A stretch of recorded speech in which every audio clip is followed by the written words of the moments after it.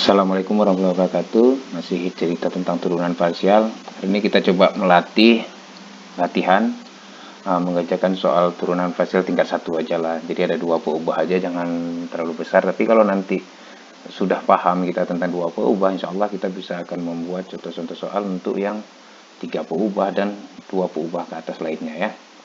Nah, kali ini kita akan mencoba membuat soal dulu. Berarti misalnya ada soalnya itu 2 peubah, yaitu X dan Y aja ya. Itu Z, terlalu gede ini, kita hapus aja dulu.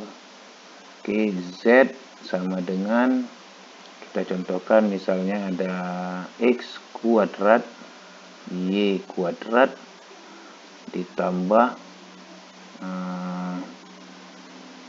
2X Y dikurang 3. Nah, sekarang pertanyaannya, berapakah turunan parsialnya?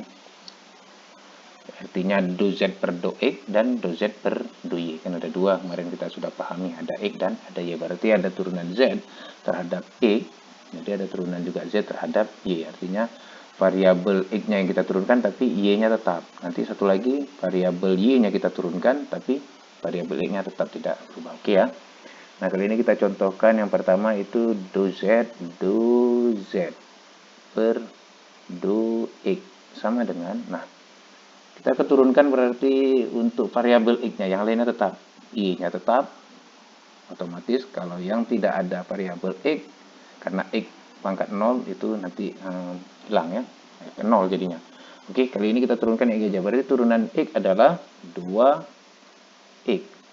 Y karena tetap, berarti 2X Y kuadrat ditambah turunan dari 2X adalah 2 ya, berarti 2Y dikurang 6, karena 3 itu turunannya X-nya 0, berarti ya 0. Oke ya, selesai. Berarti untuk turunan parsial do Z per do X-nya itu sama dengan 2X Y kuadrat ditambah 2Y. Oke, selesai. Nah, sekarang kita akan mencari untuk do Y per do Z. Saya bikin warna merah biar beda ya. Oke, di sini berarti do Z per do Y. Oke, sama dengan turunan dari Y kuadrat adalah 2Y. Berarti saya taruh depan aja ya 2-nya ya. Berarti 2X kuadrat Y. Oke ya, turunan dari Y. Karena X kuadratnya tetap, kita yang variabel tetap yang kita turunkan adalah variabel Y-nya. Nah, selanjutnya itu ada 2Y kurang 3. Berarti 2X Y kita turunkan, berarti Y-nya kita turunkan. Y berarti 1, berarti di sini 2X dan Y 3 menjadi 0 ya, karena variabel Y-nya 0. Oke, selesai. Sudah paham? Nah, pasti pertanyaan timbul, kenapa bisa 0 Pak itu 3? Kan begitu pertanyaan. Kenapa di saat dia kita turunkan X, 3-nya 0 konstantanya, saat kita turunkan Y juga 0 itu ya. Nah, ini bisa kita simulasikan dengan contoh, misal contoh soalnya kita tambah 1 ya. Oke, kenapa 3-nya 0 tadi ya? Nah, yang pertama dibilang dikatakan, oke, misalnya tadi Z sama dengan Z E kuadrat Y kuadrat, oke ya, E kuadrat Y kuadrat, oke, 2XY kurang 3. Nah, sekarang kita turunkan. Ini kalau misalnya dulu atau satu variabel pun, kalau dia dx per dy, contoh ya, misalnya dulu ada y-nya sama dengan d3 ya. Nah, kemudian berarti di sini kan 3. Kalau misalnya ada 3 itu berarti di sini ada x-nya, saya silap, kita hapus dulu ya. Lebih mudahnya kita misalkan seperti ini aja, warna hijau.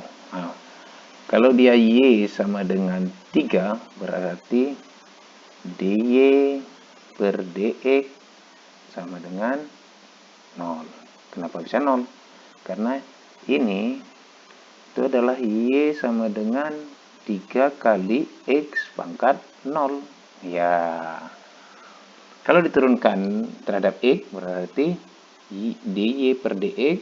Oke ya, saya hapus dulu.